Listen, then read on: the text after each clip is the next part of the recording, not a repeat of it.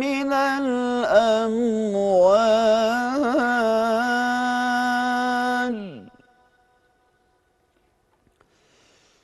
ونقص من الأموال والأنفس والثمرات وبشر الصابرين الذين إذا أصابتهم مصيبة قالوا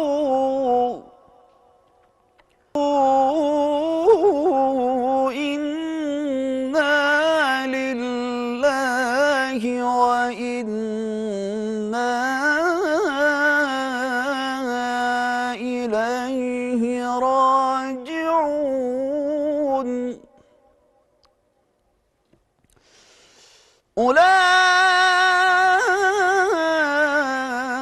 أولئك عليهم صلوات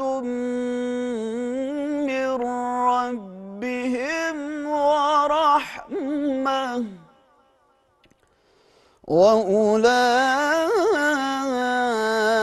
وأولئك هم المهتدون صدق اللہ العظیم۔ ارشاد باری تعالیٰ ہے، اور ہم کسی قدر خوف اور بھوک اور مال اور جانوں اور میووں کے نقصان سے تمہاری آزمائش کریں گے، تو صبر کرنے والوں کو اللہ کی خوشنودی کی بشارت سنا دو۔ ان لوگوں پر جب کوئی مصیبت واقع ہوتی ہے تو کہتے ہیں کہ ہم خدا ہی کا مال ہیں اور اسی کی طرف لوٹ کر جانے والے ہیں۔ یہی لوگ ہیں جن پر ان کے پروردگار کی مہربانی اور رحمت ہے، اور یہی سیدھے رستے پر ہیں۔ سچ کہا رب ذوالجلال نے جو بڑی عظمت والا ہے۔ وآخر دعوانا ان الحمدللہ رب العالمین۔ خواتین و حضرات، وزیر اعظم اسلامی جمہوریہ پاکستان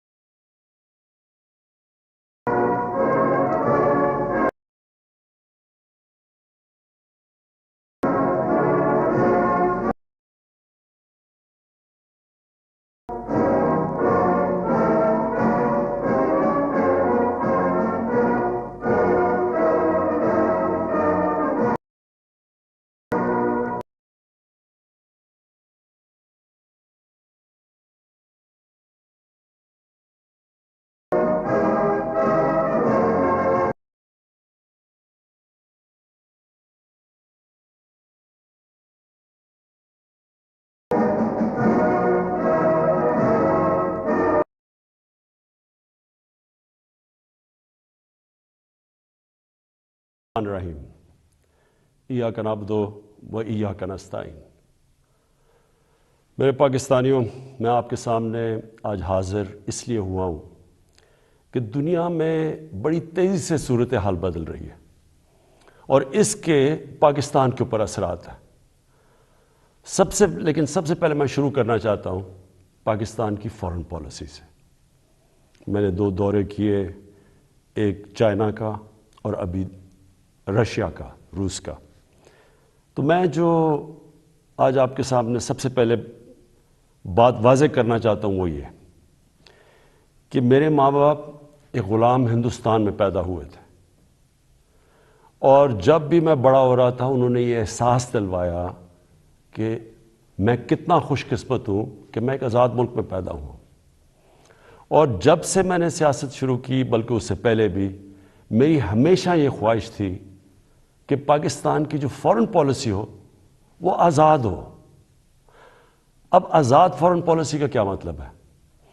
آزاد فارن پالیسی کا مطلب یہ ہوتا ہے کہ ایک قوم اپنے لوگوں کے فائدے کے لیے فارن پالیسی بنائے، وہ فارن پالیسی نہ بنے جو کسی اور کا فائدہ کرے اور اپنے ملک کو نقصان پہنچا دے۔ اور میں آپ کو اس غلط فارن پالیسی کی مثال دینا چاہتا ہوں کہ جو ہم نے امریکہ کے ساتھ اس کی وار آن ٹیرر میں جب حصہ لیا، تو میں شروع سے کہتا گیا، میری پارلیمنٹ میں تقریریں ہیں کہ ہماری اس جنگ سے کوئی تعلق نہیں تھا، کوئی پاکستانی ملوث نہیں تھا 9/11 میں، ہمارا کوئی اس سے لینا دینا نہیں تھا۔ تو میں تب سے کہتا گیا کہ ہمیں اس میں شرکت نہیں کرنی چاہیے۔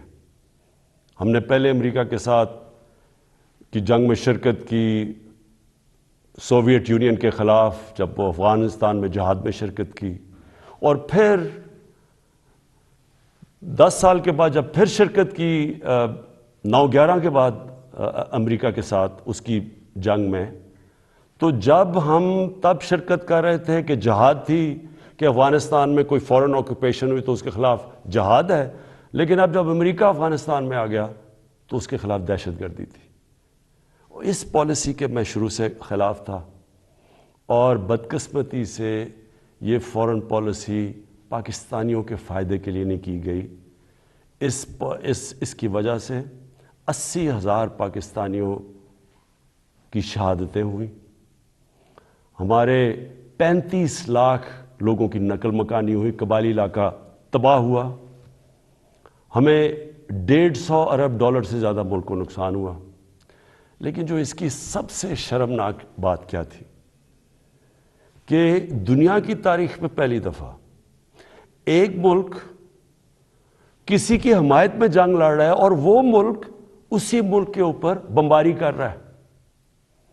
ہمارے ملک میں 400 سے زیادہ ڈرون اٹیکس کیے گئے، ہمارے ہی دوست کہ جس کے لیے ہم جنگ لڑ رہے تھے۔ اس سے بھی زیادہ شرمناک چیز کیا ہے کہ ملٹری ڈکٹیٹرز تو ہمیشہ تاریخ ہے پاکستان کی کہ وہ ہمیشہ چاہتے ہیں کہ دنیا ان کو ایکسیپٹ کرے، ان کو مانے، ان کو لیجٹمائز کرے، اور وہ ہمیشہ آسان ہوتے ہیں سپر پاورز کے لیے استعمال کرنا۔ لیکن جنرل مشرف کے دور میں تو صرف 10 ڈرون اٹیکس ہوئے، لیکن جو 2 ڈیموکریٹک لیڈرز آئے، آصف زرداری اور نواز شریف، 10 سال، ان کے 10 سال میں 400 ڈرون اٹیکس ہوئے۔ اب میں سوال یہ ہے، اور میں پھر سے واپس آتا ہوں کہ آزاد فارن پالیسی کیا ہوتی ہے؟ آزاد فارن پالیسی تو یہ ہونی چاہیے تھی کہ یہ 2 ڈیموکریٹک لیڈرز کو امریکہ کو کہنا چاہیے تھا کہ ہمارے جب آپ بمباری کر رہے ہیں، ہمارے لوگ مار رہے ہیں، اس میں عورتیں بچے مار رہے ہیں، بے قصور لوگ مار رہے ہیں، تو کیا 2 ڈیموکریٹک لیڈرز کو سٹینڈ نہیں لینا چاہیے تھا اس کے اوپر؟ ایک سٹیٹمنٹ نہیں دی دونوں نے، بلکہ آصف زرداری نے اس کو ایک باب وڈورڈ جو بہت بڑا صحافی ہے امریکہ کا، وہ اپنی کتاب میں لکھتا ہے کہ اس نے، آصف زرداری نے امریکہ کے آرمی چیف کو کہا کہ کولیٹرل ڈیمیج سے مجھے کوئی فرق نہیں پڑتا، جو ڈرون اٹیک سے جو بے قصور لوگ مرتے ہیں۔ اور یہ کیوں ہے؟ میں صرف آپ کو اس لیے یہ شروع میں بات فارن پالیسی کی، یہ اس لیے ہے کہ جب ملک کے سربراہوں کے پیسے اور جائیداد ملک سے باہر پڑی ہوتی ہے، جب ان کے اربوں ڈالرز کی پراپرٹی اور بینک بیلنسز اور آف شور اکاؤنٹس ہوتے ہیں، وہ کبھی اس ملک کی بہتری کے لیے فائدہ نہیں کرتے، وہ اپنے پیسے بچانے کے لیے کرتے ہیں۔ اور آج روس کے جو بڑے بڑے بزنس مین، جن کو اولیگارکس کہتے ہیں، جن کے پیسے پڑے ہوئے ہیں لنڈن اور جن کی پراپرٹیز ہیں وہاں، آج جب سے یہ جنگ شروع ہوئی ہے، انہوں نے سب فریز کرنے شروع کر دیے، ضبط کرنے شروع کر دیے جو ان کے پیسے پڑے ہوئے ہیں، ان کے بزنس مین کے پیسے پڑے ہوئے ہیں مغربی بینکس میں اور مغربی کیپٹلز میں۔ تو اس لیے ہمارے ملک کی پالیسی آزاد ہو ہی نہیں سکتی۔ اور میں اپنی قوم کو آج کہنا چاہتا ہوں، آپ جب ووٹ ڈالیں تو یہ سمجھ جائیں کہ اگر اس ملک میں آپ آزاد فورن پالیسی چاہتے ہیں تو کبھی اس پارٹی کو ووٹ نہ ڈالیں جن کے سربراہ کے پیسے اور دولت اور جائیدادیں ملک سے باہر پڑی ہیں، وہ کبھی آزاد فورن پالیسی نہیں بنائیں گے۔ میں نے جتنے بھی دورے کیے، 2 چین کے بڑے امپورٹنٹ دورے تھے، اللہ کا کرم ہے کہ ہمارے ملک کو بھی عزت ملی اور پاکستان کے لیے انشاءاللہ وقت ثابت کرے گا بڑے زبردست۔ ہم نے دونوں جگہ بات چیت کی، خاص طور پہ چین پہ۔ جو روس میں ہم نے جانا تھا، اس لیے ہم نے جانا تھا کہ ہم نے 20 لاکھ ٹن گندم امپورٹ کرنی ہے روس سے، اور دوسری چیز جو روس ایک ایسا ملک ہے جس میں میرے خیال میں دنیا کی 30% گیس ہے، تو آگے جس طرح پاکستان کی گیس کم ہو رہی ہے، ہم نے انشاءاللہ ان سے ہم نے جو معاہدے کیے ہیں کہ ان سے ہم گیس امپورٹ کریں گے، اور چین کے سامنے ابھی تھوڑی دیر کے بعد انشاءاللہ اس قوم کے سامنے آ جائے گا کہ جس طرح کے چین کے ساتھ ہمارے معاہدے ہوئے ہیں، اور خاص طور پہ سی پیک کا جو دوسرا فیز ہے۔ اب دوسری بات صرف میں نے مختصر کرنی تھی، اس سے پہلے میں جو ملک کے مسائل کے ہم نے حل سوچے، میں نے اور میری ٹیم نے، وہ آپ کے سامنے رکھوں گا۔ لیکن دوسری چیز ایک متنازع ایشو بنا ہوا ہے، اس کے اوپر تھوڑا شور مچا ہوا ہے کہ جی آزادی صحافت کے اوپر پابندی لگائی جا رہی ہے اور لوگوں کے منہ بند کیے جا رہے ہیں۔ میں پہلے آپ کو ایک چیز واضح کر دوں، پیکا لا آپ سب کو یہ بتا دوں کہ یہ 2016 میں بنا تھا، اس میں صرف ہم ترمیم کر رہے ہیں۔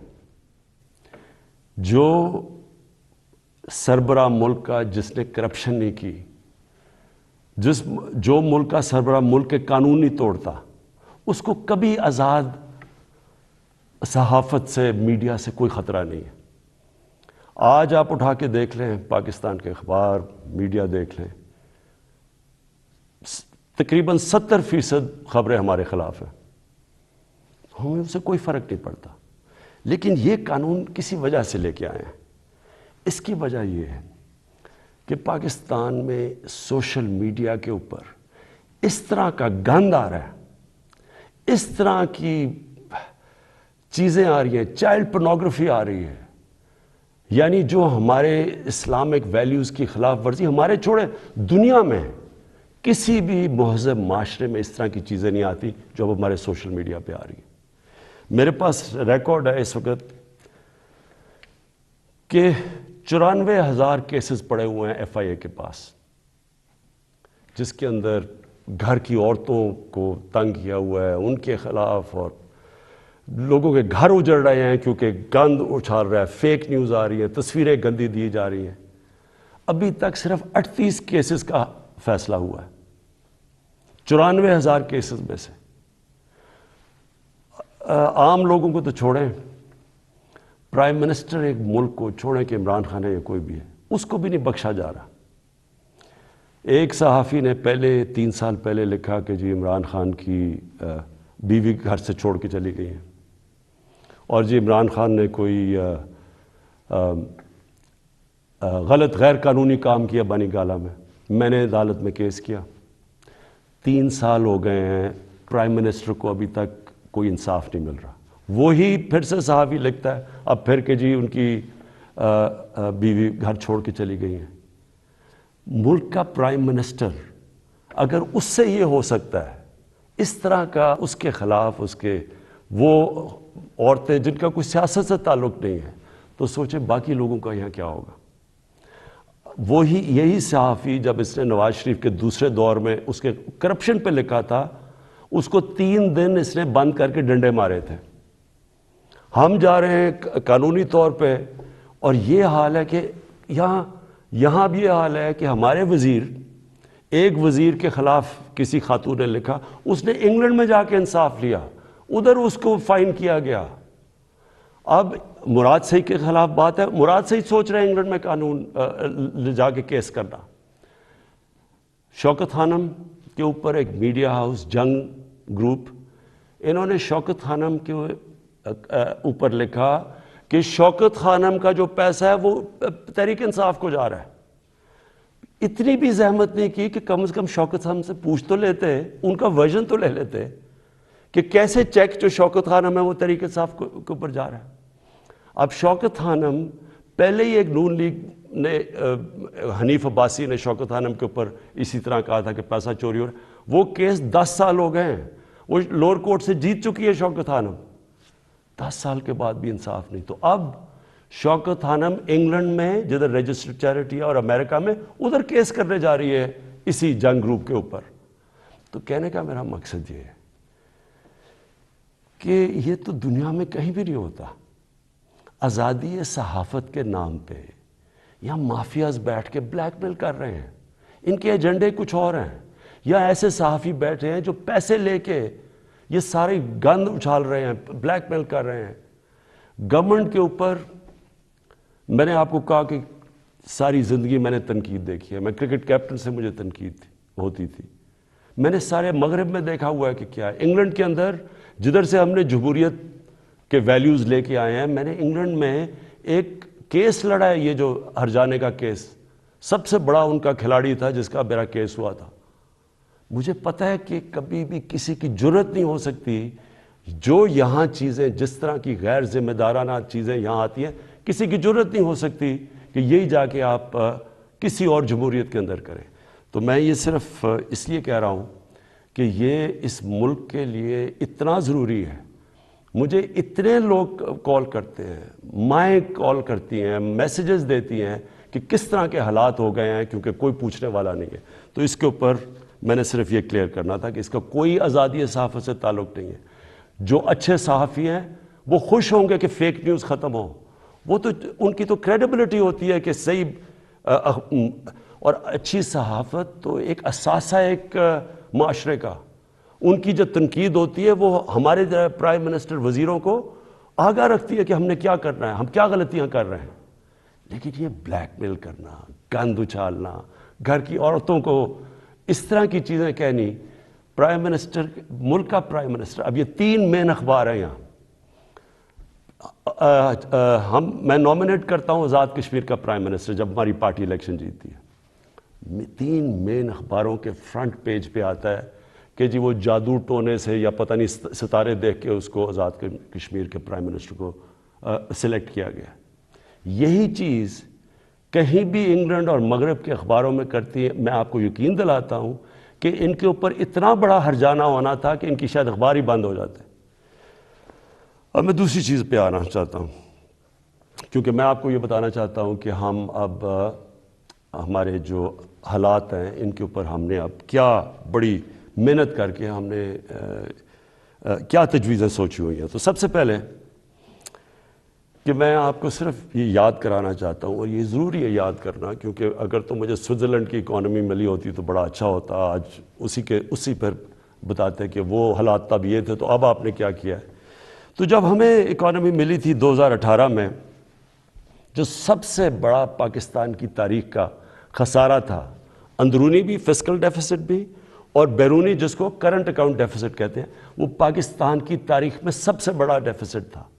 ہمارے جو فورن ایکسچینج ریزروز تھے وہ مشکل سے 3 ہفتے کی بھی ایکسپورٹس کے لیے امپورٹس کے لیے کافی نہیں تھے. ہماری کئی باہر کی لائبلٹیز جو تھی ہم پیسے نہیں دے سکتے تھے. یہ وہ پاکستان ملا تھا. اور اس کے بعد اتنے مشکل وقت سے نکلتے ہوئے اس کے بعد ہم کرونا آ گیا. اب کرونا کا میں صرف آپ کو یہ بتا دوں کہ یہ 100 سال میں ایک دفعہ اتنا بڑا کرائسس آتا ہے جو کرونا آیا. دنیا میں آپ دیکھ لیں کہ حالات کیا ہوئے. اچھی بھلی اکانومیز اجڑ گئیں. برطانیہ, ہندوستان جو بڑی تیزی سے آگے جا رہا تھا اس کی مائنسز میں گروتھ ریٹ چلی گئی. تو اس پہلے ہی مشکل حالات تھے. ہماری جو گروتھ ریٹ تھی وہ 0.2% بھی نہیں تھی. تو پہلے ہی برے حالات تھے, اوپر سے کرونا آ گیا. تو اس کرونا کے وبا سے جس طرح پاکستان نے ڈیل کیا اور کرتا آیا وہ میں ابھی بعد میں بتاؤں گا. لیکن اس کے بعد 2 اور چیزیں ہو گئیں. جب کیونکہ پہلے تو کرونا آ کے لاک ڈاؤنز ہو گئے, اس کے اپنے مسئلے آئے. اس کے بعد جب لاک ڈاؤنز اٹھنے شروع ہوئے تو سپلائی لائنز افیکٹ ہوئی تھی, اس سے ایک کموڈٹی سپر سائیکل کہتے ہیں، یعنی جو کموڈٹیز تھیں وہ تاریخی مہنگی ہو گئی. اس سے کیا ہوا کہ دنیا کے اندر مہنگائی آ گئی، انفلیشن آ گئی. تو میں صرف آپ کے سامنے رکھنا چاہتا ہوں کہ اب میں صرف یہ اس لیے بتا رہا ہوں کہ ہم کوئی دنیا سے علیحدہ تو نہیں ہے نا. کئی چیزیں ہیں جن کو ہم امپورٹ کرتے ہیں. تیل ہے، گھی ہے، 70% امپورٹ کرتے ہیں. دالیں امپورٹ کرتے ہیں 70%. یہ ساری جتنی چیزیں تھیں، اور بجلی جو ہماری ہے وہ اگر آپ 60% جو بجلی ہے وہ امپورٹڈ فیول سے بنتی ہے، یعنی یا کوئلے پہ یا گیس پہ اور یا پھر تیل پہ. تو سب مہنگی ہو گئی. لیکن میں پہلے آپ کو بتانا چاہتا ہوں کہ جو ہمارے سے بڑے مضبوط ملک تھے ان کے کیا حالات ہوئے. سب سے پہلے امریکہ کی سب سے تکڑی اکانومی سمجھی جاتی ہے. 40 سال میں سب سے زیادہ مہنگائی امریکہ میں ہوئی. 5 گنا زیادہ وہاں مہنگائی ہوئی. یعنی امریکہ کے اندر 1.5% سے زیادہ چیزیں مہنگی نہیں ہوتی. یہ 10 سال تک اتنی رہتی ہے مہنگائی، 1.5%. وہاں مہنگائی پہنچ گئی 7.5% پہ. اس کے بعد کینیڈا، جو بڑا یہاں سے کتنا پیسہ خرچ کر کے لوگ کینیڈا جاتے ہیں اور کینیڈا کے شہری بنتے ہیں، 30 سال میں سب سے زیادہ مہنگائی کینیڈا میں آئی. اس کے بعد برطانیہ 30 سال میں 1992 کے بعد سب سے زیادہ مہنگائی وہاں آئی. ترکی میں 20 سال میں سب سے زیادہ مہنگائی آئی. اور میں صرف کیونکہ ہمیں سب سے زیادہ شور مچایا جاتا ہے کہ جی بڑی مہنگائی آ گئی، ہمیں گورنمنٹ کو ہٹا دو کیونکہ اتنی مہنگائی آ گئی. اب یہ میں نے جو آپ کے سامنے یہ فگرز رکھ رہا ہوں، یہ ذرا آپ کیونکہ سارے آپ چیک کر سکتے ہیں. آپ تو بڑا یہ زمانہ بدل گیا ہے، موبائل فون آپ کی جیب میں ہے. گوگل کریں کہ یہ میں ٹھیک کہہ رہا ہوں یا نہیں کہہ رہا، تو آپ کو پتہ چل جائے گا.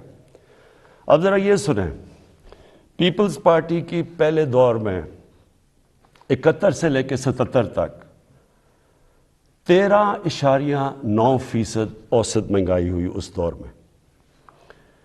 پیپلز پارٹی کے دوسرے دور میں 88 سے لے کے 2 سال ان کی حکومت چلی، 8.3% مہنگائی ہوئی. پھر ان کے پیپلز پارٹی کے تیسرے دور میں 94 سے لے کے 96 تک 11.6% مہنگائی ہوئی. پھر ان کے 2008 سے 2012 کے دور تک 13.6% مہنگائی ہوئی. اب یہ ساری نوٹ کر لیں فگرز کہ ان کے 4 دور میں کتنی مہنگائی ہوئی، کہ صرف ایک دور میں دوسرے دور میں 8.3 ہوئی تھی، باقی ساری 10% سے زیادہ مہنگائی ہوئی. نون لیگ پہلا دور 90 سے لے کے 93 تک 10.08% مہنگائی ہوئی. دوسرے دور میں 97 سے لے کے 99 تک 7.2% مہنگائی ہوئی. اور ان کا جو تیسرا دور تھا جس میں میں آپ کو یہ بتا دوں کہ سب سے کم تیل کی قیمتیں تھیں ان کے دور میں، تو ان کے 5% مہنگائی ہوئی. اور تحریک انصاف جس نے جو اٹھتا ہے کہ جی مہنگائی میں مر گئے، تحریک انصاف کی مہنگائی ہوئی 8 ہمارے جو ابھی تک 3.5 سال میں 8.5%. تو پہلے تو یہ ذرا واضح ہو جائے آپ کو کہ مہنگائی کتنی ہے ان کے مقابلے میں، کیونکہ وہ بڑا شور مچا ہوا جی گورنمنٹ گرا دو، جلدی سے گرا دو، کیونکہ لوگ پس گئے مہنگائی میں. پہلے ہاں ہے مہنگائی، اور میں اس کے اوپر ابھی بعد میں آنے لگا ہوں، لیکن ہم اس وقت مہنگائی آئی ہوئی ہے جو دنیا کے اندر مہنگائی کا سائیکل آیا ہوا ہے. اچھا جی، پھر تحریک انصاف دوسری چیز کہتے ہیں جی بڑی ہماری نااہل حکومت ہے. تو میں صرف اب آپ کو صرف جو انٹرنیشنلی مانا گیا کہ تحریک انصاف نے کس طرح یہ سارے چیزوں کا مقابلہ کیا، اب میں صرف انٹرنیشنل اکنالجمنٹ بتا رہا ہوں کہ دنیا نے تحریک انصاف جو اس وبا میں جو 100 سال میں ایک دفعہ اتنا بڑا بحران آتا ہے، تو دنیا کیا کہتی ہے. سب سے پہلے اکانومسٹ میگزین جو دنیا میں ساری دنیا کی اکانومیز کا جائزہ لیتی ہے، وہ کہتی ہے کہ 3 سالوں کے اندر جو یہ کرونا کا دور ہے، جو ملک ٹاپ 3 میں جو ٹاپ 3 میں 190 ملکوں میں جو سب سے اوپر، جس نے سب سے بہتر طریقے سے اپنی معیشت بھی بچائی اور اپنے لوگوں کو بچایا، ان 3 میں پاکستان ہے۔ ورلڈ بینک نے تعریف کی، ورلڈ اکنامک فورم نے تعریف کی، ورلڈ ہیلتھ آرگنائزیشن نے خود مثال دی پاکستان کی کہ جس طرح انہوں نے اس چیلنج کا مقابلہ کیا۔ تو اگر اتنا نااہل ہوتا ملک، تو دنیا کے اندر جدھر ساری دنیا کی بڑی بڑی اکانومیز، ہمارے سے بہتر سسٹمز جن ملکوں کے تھے، اگر وہاں اتنی تباہی آئی ہے اور پاکستان اس سے نکلا ہے۔ بل گیٹس جب ابھی مجھے ملنے آئے تو انہوں نے خاص پوچھا کہ کیا آپ نے قدم اٹھائے تھے کہ آپ اتنے بڑے چیلنج سے آپ اتنی بہتر نکلے۔ وہ باقاعدہ NCOC جدھر سے ہمارا سارا یہ کنٹرول ہم کرتے تھے، باقاعدہ وہاں گئے، انہوں نے تعریفیں کی اور پھر یہ بھی تعریف کی کہ ایک طرف ہم کرونا سے لڑ رہے تھے اور دوسری طرف اب پچھلے سارے سال میں کوئی پاکستان میں پولیو کا کیس نہیں ہوا۔ تو یہ اگر حکومت اتنی نااہل تھی، پھر اس کے بعد جو ہمارا احساس پروگرام ہے، احساس پروگرام کو ورلڈ بینک نے دنیا کے 4 ٹاپ پروگرامز کے اندر کہا گیا کہ جو سب سے بہترین احساس پروگرام تھا اس مشکل وقت میں، جنہوں نے لوگوں کے لیے آسانیاں پیدا کری، وہ تھا۔ پھر اس کے علاوہ میں صرف ایک اور بھی ایڈ کرنا چاہتا ہوں کہ کبھی ہمارے سے پہلے مجھے بتائیں یہ 2 جماعتیں، کبھی انٹرنیشنلی کسی چیز میں ان کی کوئی تعریف کی گئی ہو؟ کلائمیٹ چینج کے اندر برطانیہ کے پرائم منسٹر نے یونائٹڈ نیشنز جنرل اسمبلی میں پاکستان کی تعریف کی کہ پاکستان جس طرح کلائمیٹ چینج سے جو اگلا بہت بڑا مسئلہ دنیا کو آ رہا ہے، اس نے صرف اور صرف پاکستان کی تعریف کی۔ اچھا جی، اس کے بعد میں جو آپ کے سامنے جو ابھی چیزیں لے کے آ رہا ہوں کہ ہم نے کرنا کیا ہے تاکہ آپ سب، میری ساری قوم تیار ہو جائے اس کے لیے۔ اب اس سچویشن کے اندر اب میں ذرا آپ کو بتاؤں کہ ایک طرف اکانومی کا برا حال تھا، پھر اوپر سے کرونا آ گئی، پھر وہ ایک دنیا کے اندر قیمتیں چڑھ گئیں، اور پھر افغانستان کا کرائسس آ گیا۔ افغانستان میں کیا ہوا تھا؟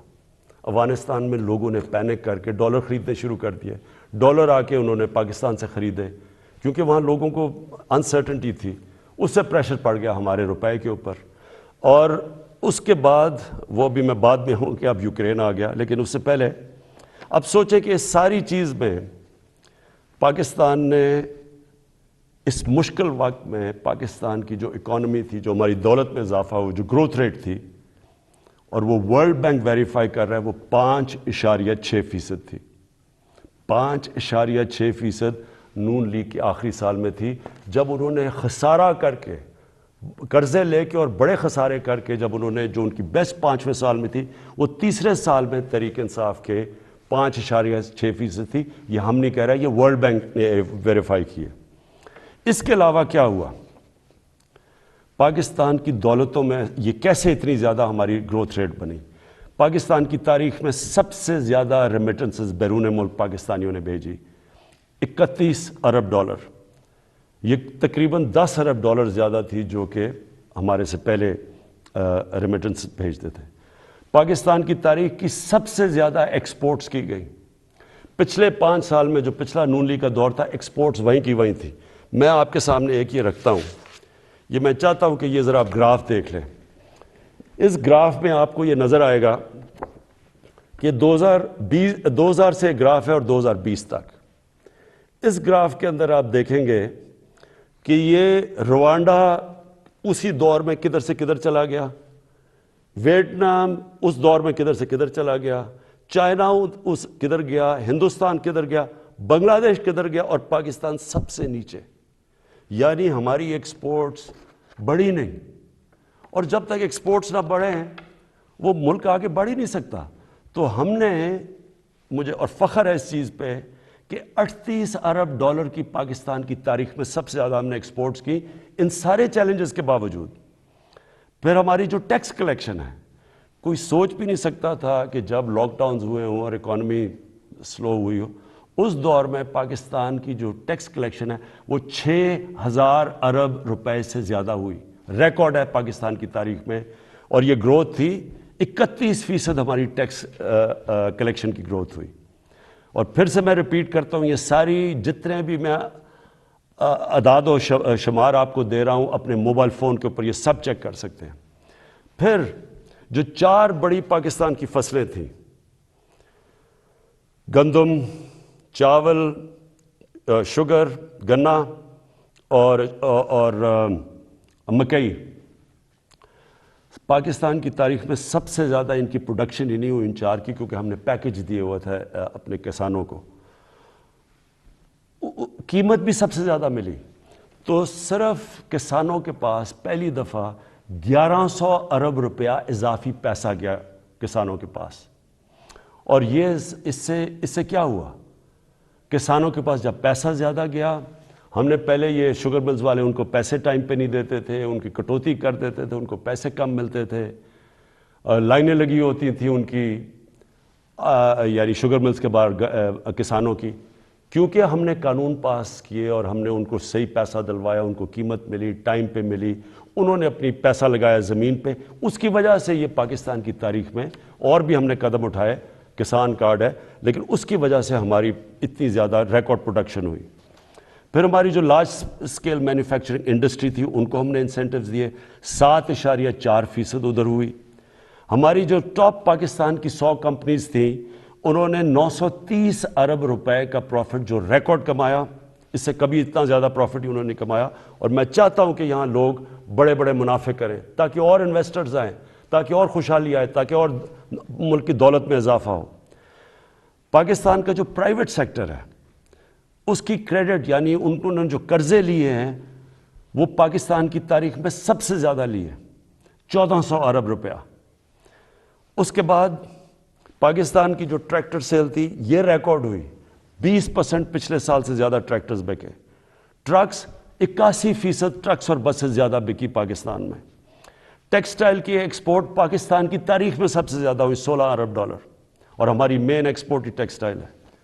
تیل کی کنزمپشن, یعنی ہمارا جو تیل 15% بڑھ گئی پاکستان میں تیل کی کنزمپشن. کیوں؟ کیونکہ ایکٹیویٹی بڑھ گئی, بزنس ایکٹیویٹی بڑھ گئی. کنسٹرکشن سیکٹر کے اندر, کیونکہ ہم نے کنسٹرکشن سیکٹر کو اٹھایا تھا سب سے پہلے, اس میں 1500 ارب روپیہ کنسٹرکشن سیکٹر کے اندر گیا, اور جس کی وجہ سے آپ نے دیکھا کہ جو ہمارے روزگار, لوگوں کا روزگار بھی بڑھا. اور پھر جو ہمارا فورن ایکسچینج تھا, جو ہمیں سب سے کم فورن ایکسچینج ریزروز رہ گئے تھے, ہمارے 23.2 ارب ڈالر ہمارے فورن ایکسچینج ریزروز ہیں. لیکن ہم نے یہ فیصلہ کیا, میرے پاکستانیوں, ہم نے یہ فیصلہ کیا کہ ہم یہ سمجھ رہے تھے کہ یہ جو ایک دم قیمتیں اوپر گئی ہیں تیل کی اور کموڈٹیز کی دنیا کے اندر, تو ہم یہ سمجھ رہے تھے کہ اب نیچے آنی شروع ہو جائیں گی. لیکن جو یوکرین کے اندر ہو رہا ہے اور یہ جو جنگ ہوئی ہے, تو اب مجھے خوف ہے کہ یہ, اور ہم نے آپس میں ڈسکس کیا کہ ابھی قیمتیں باہر نیچے نہیں آئیں گی, کیونکہ یہ سب کو پتہ ہے کہ جیسی یہ ہوتی ہے جنگ تو تیل کی قیمت بھی اوپر, اور پھر 30% دنیا کی گیس وہاں سے آتی ہے, گیس کی بھی قیمت اور اوپر چلی جائے گی. اور گندم ہم نے جو روس کو کہا ہوا کہ ہمیں 20 لاکھ گندم چاہیے, تو گندم کی ابھی قیمت اوپر چلی گئی ہے. تو ہم نے ایک فیصلہ کیا, ہم نے یہ فیصلہ کیا کہ ہم اس ملک میں جو سب سے بڑا مسئلہ ہے اس وقت وہ ہے تیل کا, پیٹرول اور ڈیزل کا, اور ان کی اگر قیمتیں اور اوپر چلی گئیں تو لوگوں کے اوپر اور بوجھ پڑ جائے گا. لیکن میں آج آپ کو یہ بتا دوں کہ پاکستان میں جو آج بھی پیٹرول اور ڈیزل کی قیمتیں ہیں, یہ نوٹ کر لیں. جب اپوزیشن والے یہ کہتے ہیں کہ جی وہ ہو بڑا مہنگا ہو گیا پیٹرول اور ڈیزل, کب مجھے ذرا یہ بتائیں کہ وہ ان کے پاس اس کا کیا حال ہے. ہمیں باہر سے امپورٹ کرنا پڑتا ہے, تیل اوپر چلا جائے ہم اس کے بعد کیا کریں. یعنی اگر ان کے پاس کوئی حل ہے تو ہمیں بتا دیں, کیونکہ اس وقت بھی پاکستان دنیا کے 190 ملکوں میں سے 25ویں نمبر پہ ہے جدھر ابھی بھی ہمارا تیل اور پیٹرول اور ڈیزل سب سے کم بک رہا ہے. میں آپ کو ذرا بتا دوں کہ ترکی میں اس وقت ہمارا پاکستان میں 160 روپے لیٹر ہے, ہندوستان میں 260 روپے لیٹر ہے. بنگلہ دیش میں 185 روپے لیٹر ہے، ترکی میں 200 روپے لیٹر ہے، اور اگر ہم 70 ارب روپے کی ہر مہینے سبسڈی دیتے ہیں، یعنی گورنمنٹ سبسڈائز کرتی ہے، اگر ہم یہ نہ کریں 70 ارب روپے کا، تو آج پاکستان کے اندر پٹرول ہو 220 روپے لیٹر کا۔ میرے پاس اوگرا کی سمری آئی، انہوں نے کہا کہ 10 روپے زیادہ آپ کو 1 لیٹر پٹرول اور ڈیزل بڑھانا پڑے گا، کیونکہ دنیا میں تیل مہنگا ہو چکا ہے۔ تو میں آج آپ کے سامنے بڑی خوشخبری یہ سنانا چاہتا ہوں کہ بجائے 10 روپے بڑھانے کے، ہم نے فیصلہ کیا ہے کہ 10 روپے پٹرول اور ڈیزل کو آج ہم کم کر رہے ہیں۔ اب پھر سے میں آپ کو بتاؤں کہ بجلی 60% امپورٹڈ فیول سے بنتی ہے، جو میں آپ کو پہلے بتا چکا ہوں۔ جیسے باہر گیس مہنگی ہوتی ہے، کوئلہ مہنگا ہوتا ہے، تیل مہنگا ہوتا ہے، تو یہاں ہمارا جس کو کہتے ہیں فیول ایڈجسٹمنٹ چارج وہ بن جاتا ہے، ہماری بھی چیزیں اوپر چلی جاتی ہیں۔ ہم نے یہ بھی فیصلہ کیا کہ ہم اپنے لوگوں کو اب اس سے بچائیں گے۔ اگر ڈیمز بنا لیتے پہلے تو پاکستان کو تو بڑی سستی بجلی ملتی تھی، کیونکہ پانی سے جو بجلی بنانی ہے وہ ہمارے لیے، ہمیں تو کوئی فرق ہی نہیں پڑتا کہ باہر مہنگائی ہو یا نہ ہو، لیکن کوئی ڈیمز نہیں بنائی۔ 50 سالوں میں پاکستان میں کوئی ڈیمز نہیں بنی۔ ہم 10 ڈیمز بنا رہے ہیں اب پاکستان میں، اور انشاءاللہ اگلے 5 سے 10 سالوں کے اندر یہ ساری ڈیمز آ جائیں گی، اور اس سے انشاءاللہ ہمیں، اگر باہر قیمتیں بھی بڑھیں گی تو انشاءاللہ ہم بچ جائیں گے اس سے۔ تو میں بجلی کا اب ہم نے فیصلہ کیا ہے کہ 5 روپے یونٹ ہم بجلی کم کر رہے ہیں۔ 5 روپے یونٹ بجلی کم کرنے کا مطلب کہ 20% سے 50% آپ کے بجلی کے بل کم ہوں گے، اور یہ بھی ہم اس کے لیے سبسڈی اور بڑی محنت سے اور جگہ سے ہم نے سبسڈی نکالی ہے۔ اور میں یہ کیونکہ سب سے بڑا مسئلہ لوگوں کو ہوتا ہے بجلی اور پٹرول اور ڈیزل، اس کی وجہ سے ساری چیزیں مہنگی ہو جاتی ہیں۔ تو ہم نے یہ فیصلہ کیا کہ ہم اگلے بجٹ تک ان 2 چیزوں کے اوپر ہم اب کوئی اضافہ بھی نہیں کریں گے، اور اس سے پہلے ہم نے یہ ان کو کم بھی کر دیا۔ 5 روپے یونٹ بجلی اور 10 روپے بلکہ 20 روپے پورا بنتا ہے پٹرول اور ڈیزل کا۔ پھر ہم نے احساس پروگرام کی، جو نچلے طبقے کے اوپر جو ہم 12,000 روپے دیتے تھے، جو 80 لاکھ خاندان کو ہم دیتے ہیں، اس کو ہم نے 12,000 سے 14,000 پہ کر دیا۔ پھر ہم نے ایک اور کام کیا نوجوانوں کے لیے، جو گریجویٹس ہیں، جس نے BA کی ہوئی ہے، جس کے پاس نوکری نہیں ہے، ہم نے فیصلہ کیا کہ ہم ان کو انٹرنشپ دلوائیں گے۔ 30,000 روپے جو بھی گریجویٹ ہوگا اس کو کہیں انٹرنشپ دلوائیں گے تاکہ ان کو کم از کم کوئی پیسہ ملے۔ پھر ہم نے اسکالرشپس کا، میں آپ کو بتا دوں، 26 لاکھ ہم نے اسکالرشپس، ہم صوبے جو ہمارے نیچے صوبے ہیں اور جو سینٹر ہے، اور اس کے اوپر 38 ارب روپیہ ہم خرچ کر رہے ہیں۔ یہ اب پرائم منسٹر کے جو پورٹل ہے اس کے اوپر اب سارا کنٹرول ہوگا، سارے میرٹ کے اوپر ہم خود چیک کریں گے، پوری کمیٹی بنائی ہوئی ہے اکیڈمکس کی، میرٹ پہ ملیں گے، اور کوئی بھی کسی کو مسئلہ ہوگا وہ اس پورٹل کے اوپر آئے گا۔ لیکن پھر اب جو IT سیکٹر جو فیوچر ہے ہمارے نوجوانوں کا، جس طرح دنیا جا رہی ہے ٹیکنالوجی کی ریولوشن، یہ ذرا آپ سنیں۔ IT سیکٹر کے لیے اس میں IT کمپنیز بھی ہیں اور فری لانسرز بھی ہیں۔ پہلی چیز، ان کو 100% ہم نے ٹیکس معاف کر دیا۔ پھر سے سن لیں، IT سیکٹر کے اوپر چاہے وہ کمپنیز ہیں یا فری لانسرز ہیں، 100% ان کو ہم نے ٹیکس پہ چھوٹ دے دی ہے۔ دوسری چیز، فورن ایکسچینج، اب تک ان کا ہم نے کوئی کنڈیشنز لگائی ہوئی تھی کہ اتنا فورن ایکسچینج آپ کو پاکستان میں رکھنا ہے۔ ہم نے مکمل طور پہ 100% فورن ایکسچینج پہ ان کو چھوٹ دے دی ہے کہ یہ چاہے کوئی اس کے اوپر ریسٹرکشن نہیں ہے، باہر لے جائیں اندر لے آئیں، 100% اب فورن ایکسچینج کی موومنٹ ان کے ہاتھ میں ہے، یعنی ہم نے ریسٹرکشن ساری ختم کر دی ہے۔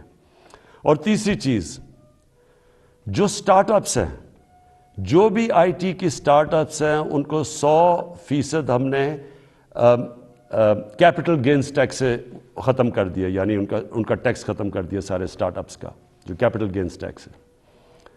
اس کے بعد انڈسٹریل پالیسی، اب یہ بھی پہلے ہم نے کنسٹرکشن پالیسی لے کے آئے تھے جس کی وجہ سے کنسٹرکشن میں پاکستان میں اٹھ گیا، اب ہم لے کے آ رہے ہیں آپ کے لیے انڈسٹریل پالیسی۔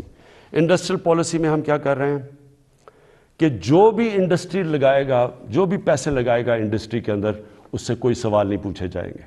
یہ ہم نے کنسٹرکشن میں بھی شروع میں یہ کیا تھا. اور جو سکھ انڈسٹری ہے اس کی ریوائول کے لیے، اس کے لیے ہم آپ کے سامنے پورا پروگرام ہے. ان کے لیے ٹیکس کی چھوٹ دیں گے ان کو. اس کے ساتھ انشاءاللہ کل میں لاہور کے اندر آپ کو پورا انڈسٹریل پالیسی کا پورا پیکج دے دوں گا. اور پھر تیسری چیز، جو اوورسیز پاکستانیز ہیں، جب بھی وہ پاکستان کی انڈسٹری میں انویسٹ کریں گے یا وہ پاکستان کے انڈسٹریلسٹ کے ساتھ جوائنٹ وینچر کریں گے، ان کو 5 سال کا ٹیکس ہالیڈے ہم نے کر دیا، 5 سال تک کوئی ٹیکس نہیں دیں گے. پھر ہمارا کامیاب پاکستان پروگرام ہے. سود کے بغیر قرضے دیں گے بزنس شروع کرنے کے لیے نوجوانوں کو. سود کے بغیر کسانوں کو دیں گے قرضے، سود کے بغیر وہ اپنی زمین پہ پیسہ خرچ کر رہے ہیں. اور پھر سستا سبسڈائز، بالکل جو غریب لوگ اپنا گھر بنانا چاہتے ہیں ان کو بالکل سستا قرضہ دیں گے. پھر اور یہ 407 ارب روپے کے قرضے ہیں جو یہ ان 3 ایریاز میں جائیں گے. لو کاسٹ ہاؤسنگ گھروں کے لیے، کسانوں کے لیے اور بزنس کرنے کے لیے شہروں میں 407 ارب کے قرضے یہ اگلے 2 سال میں ہم دیں گے. پھر آخری 2 چیزیں ہم نے، مجھے بڑا فخر ہے کہ ہم نے بڑی مشکلوں سے پاکستان میں بینکوں کو راضی کیا، ان کے لیے ان کے سارے جو آسانیاں پیدا کی، سبسڈائز کیا کہ بینکس چھوٹے لوگوں کو قرضے دیں. ابھی تک تنخواہ دار لوگ وہ ابھی تک ان کو بینک قرضے نہیں دیتے تھے. کمزور یعنی جو مزدور ہوتے ہیں، ویلڈر ہوتے ہیں، وہ کام کرنے والے، ان کی سوچ بھی نہیں سکتے اپنے لیے گھر بنانا. بڑی ہمیں 1 سال لگایا، ہم نے پوری ان کے لیے آسانیاں پیدا کی. گورنمنٹ نے سبسڈائز کیے قرضے، آسانیاں پیدا کی تاکہ اگر ایک آدمی اپنے گھر میں جو ایک کرائے کا گھر لیتا ہے، جو کرائے کے اوپر پیسے دیتا ہے، اسی پیسوں کی وہ قسطیں بن جائے اور اس کا اپنا گھر ہو جائے. تو مجھے بڑی خوشی یہ ہے کہ بینکوں نے اب تک اس میں 150 ارب روپے کے لو انکم غریب لوگوں کی جن کی آمدنی نہیں ہے ان کو دے چکے ہیں اپروولز، جس میں 50 ارب روپیہ ان گھروں کے لیے دے چکے ہیں. یعنی وہ کام شروع ہو گیا، گھر بننے شروع ہو گئے. اور آخر میں صحت کارڈ میں، مجھے سب سے زیادہ فخر یہ ہے کہ ہمارے جو صوبائی چیف منسٹرز تھے ان سب کو میں نے آگاہ کیا کہ یہ سب سے بڑی نعمت ہے ایک غریب گھرانے کے لیے کہ اس کے پاس ہیلتھ انشورنس ہو. جب بھی وہ ایک کوئی گھر میں بیماری ہو تو ان کو یہ خوف نہ ہو کہ ہم ہاسپٹل میں جا کے اپنا علاج نہیں کروا سکیں گے. اور پھر وہ کئی دفعہ گورنمنٹ ہاسپٹلز میں جاتے ہیں تو وہاں ڈاکٹرز نہیں ہوتے، اور خاص طور پہ دیہاتوں کے اندر ڈسٹرکٹس میں ڈاکٹرز نہیں ہوتی، نرسز نہیں ہوتی، اور وہ سارے شہروں میں آتے ہیں، دھکے کھاتے ہیں. یہ جو صحت کارڈ ہے یہ پاکستان کی تاریخ میں نہیں، یہ شاید ڈیولپنگ ورلڈ میں بھی، بلکہ ڈیولپڈ ورلڈ میں بھی اس طرح کا کہ آپ نے ہر گھرانے کو، ہر جو ہمارے صوبے ہیں سندھ کے علاوہ، کیونکہ پروونشل گورنمنٹس اس کا پیسہ دے رہی ہیں، ہر گھرانے کے لیے ہم انشاءاللہ مارچ کے آخر تک پنجاب میں ہر گھرانے کے پاس صحت کارڈ ہوگا. ہر خاندان 10 لاکھ روپے تک کسی بھی ہسپتال میں جا کے علاج کروا سکتا ہے. یہ ضروری ہے سمجھنا. پہلے تو ہوتا تھا نہیں گورنمنٹ ہاسپٹل، اب وہ پرائیویٹ ہاسپٹل میں جا کے علاج کروا سکتا ہے. اور ہر گھرانے کے پاس یہ صحت کارڈ ہوگا. اور انشاءاللہ یہ پورا ایک ہیلتھ سسٹم بن رہا ہے پاکستان میں. ابھی سے چھوٹے چھوٹے ہاسپٹل دیہاتوں میں جانا شروع ہو گئے ہیں، کیونکہ دیہاتوں میں ہمارے گورنمنٹ ہاسپٹل میں ڈاکٹرز نہیں ہوتے کئی دفعہ، تو پرائیویٹ سیکٹر جانا شروع ہو گیا. اور میری یہ خواہش تھی کہ پاکستان میں ایک پورا جال بچ جائے ہاسپٹلز کا. تو گورنمنٹ کے پاس تو کبھی بھی اتنا پیسہ نہیں آنا تھا، تو اب پرائیویٹ سیکٹر کے لوگ خود جائیں گے، کیونکہ اب ہیلتھ کارڈ ہوگا. غریب سے غریب گھرانے کے پاس بھی ہیلتھ کارڈ ہوگا، اور اگر ان کو گھر میں کوئی بیماری ہو وہ جا کے پرائیویٹ ہاسپٹل میں بھی اپنا علاج کروا سکتے ہیں. یہ میں سمجھتا ہوں کہ ہم نے جو ہماری 3.5 سال کی حکومت ہے، یہ سب سے بڑا کام ہے. کیونکہ جب کوئی گھر میں ایک بیماری ہو اور آپ کے پاس پیسہ نہ ہو تو اس سے زیادہ ایک خاندان کی بے بسی کا عالم نہیں ہوتا. میں آخر میں آپ کے سامنے، اپنی قوم کے سامنے یہ کہنا چاہتا ہوں کہ کہ مجھے پتہ ہے یہ مشکل حالات ہیں، مجھے پتہ ہے کہ ہم نے یہ جو 3.5 سال گزارے ہیں، کبھی ایک مشکل سے نکلتے تھے، پھر دوسری مشکل، کبھی پلوامہ ہو گیا تو کبھی کرونا ہو گیا، اور اس کے بعد پھر مسئلے، اور اب یوکرین کا مسئلہ آ گیا. لیکن یہ میں آج آپ کو کہتا ہوں کہ سارا وقت میری اور میری حکومت صرف ایک چیز سوچتی ہے کہ ہم آپ کے اوپر کس طرح یہ جو آپ کے اوپر بوجھ پڑا ہوا ہے یہ ہم کیسے کم کر سکتے ہیں. اور انشاءاللہ یہ جب ہم اس سے نکلیں گے، اور جس طرح ماشاءاللہ ہمارا ملک صحیح راستے پہ چل پڑا ہے، اکانومی صحیح راستے پہ چل پڑی ہے، بلومبرگ ویسے میگزین جو کہ دنیا کی اکانومیز کا جائزہ لیتی ہے، اور پھر IMF جس نے ابھی رپورٹ میں کہا ہے کہ پاکستان کی جو گروتھ ہے، جو ان کی دولت میں اضافہ ہے، جو ہوتا جا رہا ہے، وہ اب یہ صحیح راستے پہ اور یہ سسٹینیبل ہے. یہ بہت بڑی چیز ہے کہ ایک مشکل وقت سے نکل کے آج پاکستان صحیح راستے پہ نکل چکا ہے. پاکستان پائندہ باد.